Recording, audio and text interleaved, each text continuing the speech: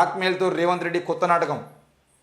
గ్యారంటీలను పార్లమెంట్ ఎన్నికలతో ముడిపెట్టడం సరికాదు, ఎంపీ అభ్యర్థులను మార్చం, మజ్లిస్ను గెలిపించేందుకు కాంగ్రెస్ తాపత్రయం, హామీల అమలులో ప్రభుత్వం విఫలం. డాక్టర్ కె లక్ష్మణ్ అంట. ఇది ముచ్చటే వేరే ఉన్నది. మజ్లిస్ని గెలిపించడం కోసం కాంగ్రెస్ పార్టీ తాపత్రయం పడుతుందట. మరి మీరేం చేస్తారు? మజ్లిస్ పార్టీని ఓడించడం కోసం మీరేం చేస్తారు? మాధవీలత టికెట్ ఇచ్చేది ఈ ఈటల రాజేందర్కో, ధర్మపురి అరవింద్కో, బండి సంజయ్కో, కిషన్ రెడ్డికో, లేకపోతే నీకో మీరెవరైనా టికెట్ తీసుకొని మా మజ్లిస్ పార్టీకి సంబంధించిన విషయంలో అసదుద్దీన్ ఓవైసీ మీద నిలబడేటువంటి ప్రయత్నం ఎందుకు చేస్తలేరు? అంటే మీకేమో మనసులో బీజేపీ పూర్తిగా అసదుద్దీన్ ఓవైసీని గెలిపించుకోవాలని చూస్తుంది. ఈరోజు ఓడిపోతే ఒక బఫూన్ లాగా మాధవీలతను పెడతారు, మీరు మాత్రం నాయకుడుగా ఉంటారు. ఆయన చేతిలో ఓడిపోయి అయ్యో నేను ఓడిపోయినా, నేను వేస్ట్ కానీ అనే పరిస్థితికి మీరు రారు. దమ్ముంటే మీరు నిలబడండి అసదుద్దీన్ ఓవైసీ మీద. ఇంకా నామినేషన్లో టైం ఉంది కదా. లక్ష్మణో లేదంటే కిషన్ రెడ్డో లేదా బండి సంజయ్ మీరు నిలబడి ఎస్ అసదుద్దీన్ ఓవైసీ మీద నేను పోటీ దిగుతున్నా, నేను గెలుస్తా అని చెప్పేసి మీరు నిలబడరు. ఎందుకంటే అసదుద్దీన్ ఓవైసీని గెలిపించుకోవాలనే తాపత్రయం కాంగ్రెస్ పార్టీకి అనే ఎక్కువగా లక్ష్మణ్కి ఉంటుంది, కిషన్ రెడ్డికి ఉంటుంది. ఇది వాస్తవం. ఆఖరికి రాజాసింగ్కు సంబంధించిన విషయంలో రాజాసింగ్ ఆడ వాళ్ళ ఏరియాలో మీటింగ్లను ఎక్కడ పెట్టుకుంటా అంటే ఆ మీటింగ్లు మొత్తం కూడా క్లియర్గా మజ్లిస్ పార్టీకి సంబంధించినటువంటి నాయకుల మీ ఇళ్లలో లేదంటే వాళ్ళ ఫంక్షన్ హాల్లోనే ఈ మీటింగ్లు పెట్టుకుంటూ ఉంటాడు. ఇది బీజేపీను ఎంఐఎం కలిసి చేసుకునేటువంటి కుట్రలు. ఈ కుట్రలలో మరి తప్పకుండా ఏం జరుగుతుంది ఏంది అనేది కూడా చూడాల్సిన అవసరం ఉంది. ఏది ఏమైనా కూడా మజ్లిస్ పార్టీకి సంబంధించిన విషయంలో మజ్లిస్ పార్టీని గెలిపించాలనే తాపత్రయం కాంగ్రెస్కి ఒక్కదానికే లేదు. అది బీఆర్ఎస్ అయినా బీజేపీ అయినా అందరూ కూడా అసదుద్దీన్ ఓవైసీని ఓడించాలనే ప్రయత్నం లేదు. ఈరోజు ఓడిపోతే మాధవీలతో ఓడిపోతే మాకు ఏం సంబంధం లేదని చెప్పేసి వీళ్ళందరూ చేతులు దులుపుకున్నటువంటి నాయకులే.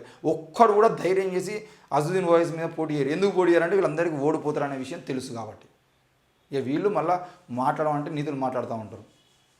ఏది ఏమైనా కూడా తెలంగాణ రాష్ట్ర రాజకీయాలు చూస్తున్నారు కాబట్టి ఇప్పటికైనా మీరు అర్థం చేసుకొని ఎవరు ఏ రాజకీయ డ్రామా చేస్తున్నారో అర్థం చేసుకొని రానున్న లోక్సభ ఎన్నికల్లో బీజేపీకి వ్యతిరేకంగా బీజేపీకి ఎందుకు అనంటే భారత రాజ్యాంగాన్ని ఒకవేళ భారత రాజ్యాంగం జోలికి మేము రాము, భారత రాజ్యాంగాన్ని మార్చడానికి ప్రయత్నం చేయము, మన మానవుల హక్కుల్ని ఈ దేశంలో నుండి ఏ కులమైనా ఏ మతమైనా ఎవడన్నా కానీ ఏ మతం జోలికి ఏ కులం జోలికి ఇవ్వకుండా ఎవరి హక్కుల్ని మేము కాలు రాయకుండా ఉంటాం అన్నటువంటి ఏ పార్టీకైనా మీరు ఓటేయండి.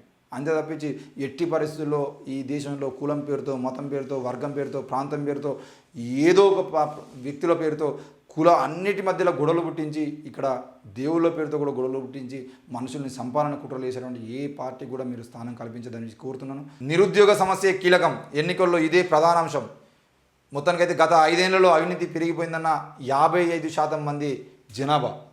గత 5 ఏళ్లలో అవినీతి పెరిగిపోయిందని చెప్పేసి చెప్తున్న దేశవ్యాప్తంగా 55% మంది జనాభా ఈ దేశంలో అవినీతి పెరిగిపోయిందని చెప్తా ఉన్నారు. మరి 55% మంది సరిగ్గా ఓటేసి 55% మంది సరిగ్గా పనిచేయగలిగితే ఈ నెల రోజుల పాటు పనిచేయగలిగితే తప్పకుండా ఈ 55% కాస్త 75% అవుతుంది. బీజేపీ తప్పకుండా కనుమరుగవుతుంది. మరి ఎందుకు ముందుకు రావట్లేదు అనేది అర్థం కాదు.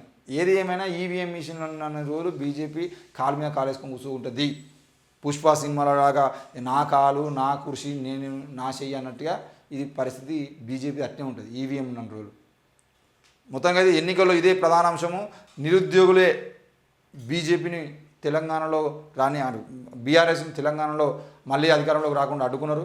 ఇప్పుడు కేంద్రంలో బీజేపీ అధికారంలో రాకుండా ఉండాలన్నా కూడా నిరుద్యోగుల వల్లనే సాధ్యమవుతుంది. మరి నిరుద్యోగులందరూ ఏకమైతే మీరు 2 కోట్ల ఉద్యోగాలు ఇస్తున్నాడు నరేంద్ర మోడీ, 2 కోట్ల ఉద్యోగాలు ఎందుకు ఇవ్వలేదని చెప్పేసి సరిగ్గా ప్రశ్నించగలిగితే మా అకౌంట్లో వేస్తాను 15 లక్షలు ఏమైనాయి అని చెప్పేసి నల్లధనం వెనక్కి తీసుకొస్తా అని చెప్పేసి నేను చెప్పిన మోడీ నల్లధనం ఎందుకు తీసుకురావట్లేదు, నల్లధనం తీసుకురావడానికి ఎవడు అడ్డుకుంటానని చెప్పేసి గట్టిగా ప్రశ్నించగలిగితే తప్పకుండా బీజేపీ కౌంట్ డౌన్ అనేది స్టార్ట్ అవుతుంది అనే విషయం కూడా మనం అర్థం చేసుకోవచ్చు.